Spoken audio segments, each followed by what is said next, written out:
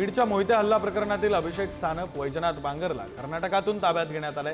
आरोपींच्या चौकशीतून फरार कृष्णा आंधळेबाबतही माहिती मिळण्याची शक्यता आहे।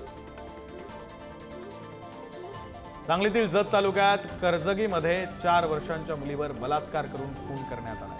या प्रकरणी पोलिसांनी एका आरोपीला अटक केली। या प्रकरणी पोलीस अधिकचा तपास करत आहेत। जालन्यात 4थीच्या विद्यार्थिनीला शिक्षकाने छेडछाड केल्याचा धक्कादायक प्रकार समोर आलाय। या घटनेनंतर स्थानिकांनी शिक्षकाला चांगला चोप देऊन त्याला पोलिसांच्या ताब्यात दिले। न्यायालयाने आरोपीला 4 दिवसांची पोलीस कोठडीची शिक्षा सुनावली। जालन्यामध्ये चोरी आणि घरफोडी करणाऱ्या 6 आरोपींना पोलिसांनी 1 वर्षासाठी हद्दपार केले। जिल्हा पोलीस अधीक्षक अजय कुमार बन्सल यांनी ही कारवाई केली।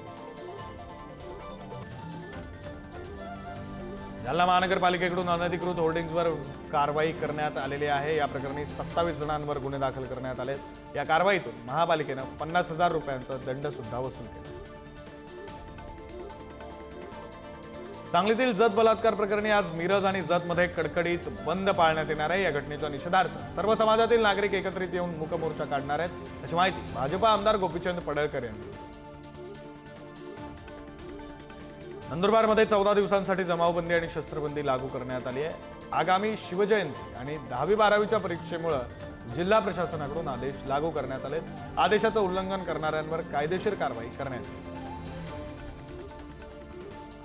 नाशिकमध्ये हॉटेलच्या लॉबीमध्ये 5 वर्षांच्या चिमुकल्याला गाडीनं चिरडलंय। गाडीचा चालक मुलाला हॉस्पिटलमध्ये सोडून पळाल्याचा आरोप करण्यात आलाय। तर या प्रकरणी नाशिकच्या इंदिरानगर पोलीस ठाण्यात गुन्हा दाखल करण्यात आला। घरफोडी, वाहन चोरीसह इतर गुन्ह्यात तळोजा कारागृहातून शिक्षा भोगून बाहेर पडतात चोरट्यांनी पुन्हा दुसरा गुन्हा केलाय। दुसऱ्याच दिवशी पुन्हा वाहनांची चोरी करत नवी मुंबई परिसरात धुमाकूळ घातलाय। या दोन्ही गुन्हेगारांच्या पनवेल तालुका पोलिसांनी मुसक्या आवळल्या। उजनी जलाशयातील अवैधरित्या वाळू उपसा केला जातोय। यावेळी इंदापूर तालुक्यातील सरडेवाडी आणि वनगळी इथं पाठलाग करून वाळू माफियांच्या 4 बोटी पोलिसांनी पकडल्यात। तसंच त्या सर्व बोटी पाण्यात बुडवून जिलेटिनच्या सहाय्यानं स्फोट घडवत नष्ट सुद्धा करण्यात आले।